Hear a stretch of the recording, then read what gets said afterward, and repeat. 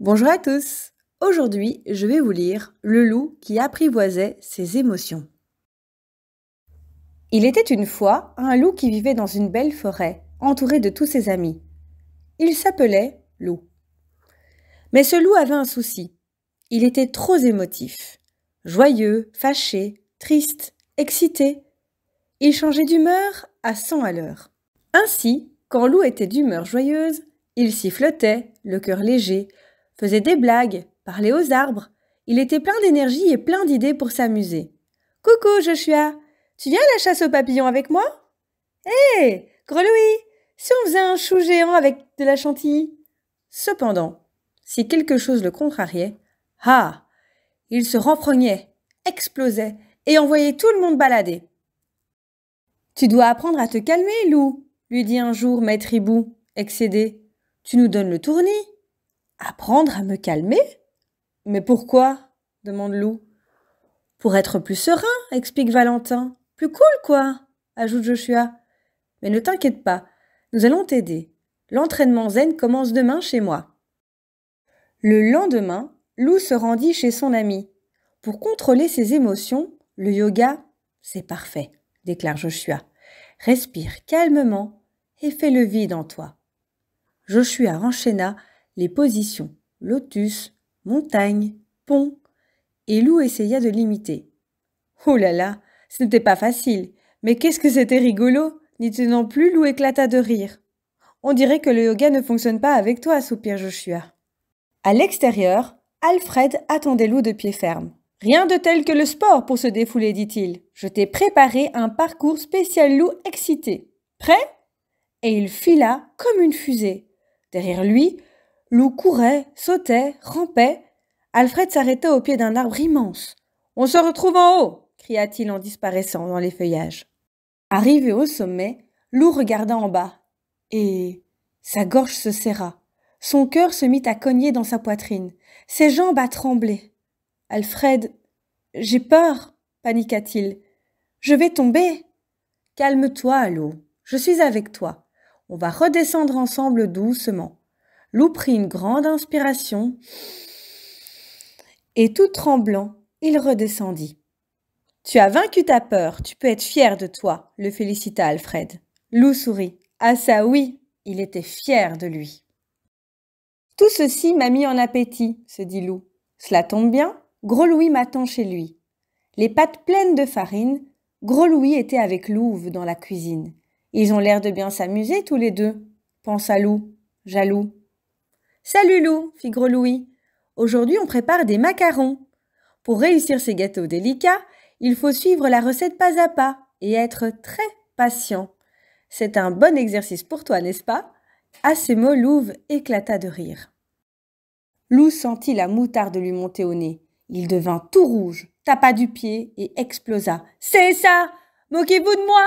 hurla-t-il, très en colère. « Je m'en fiche! De toute façon, je n'ai aucune envie de faire des gâteaux idiots avec des idiots !»« Voyons, Loup, que t'arrive-t-il » souffla Louve stupéfaite. Mais Loup était déjà loin, grommelant dans sa barbe et donnant des coups de patte dans les arbres. Peu à peu, Loup ralentit son allure, pour finir par se traîner comme un escargot, le cœur gros. Autour de lui, tout était devenu gris. Une larme roula sur sa joue. « Je n'aurais pas dû m'énerver, » renifla-t-il. « Louve ne m'aimera plus jamais. Malheur, c'est moi l'idiot. Comme je suis triste. »« Mais qu'est-ce qui arrive à mon super copain ?» fit alors une voix derrière lui. C'était demoiselle Yeti. En pleurant à chaudes larmes, Loup raconta à son amie ce qui s'était passé. Elle lui fit un gros câlin, puis elle dit « Ce qui est fait est fait. Maintenant, il faut réparer ta bêtise.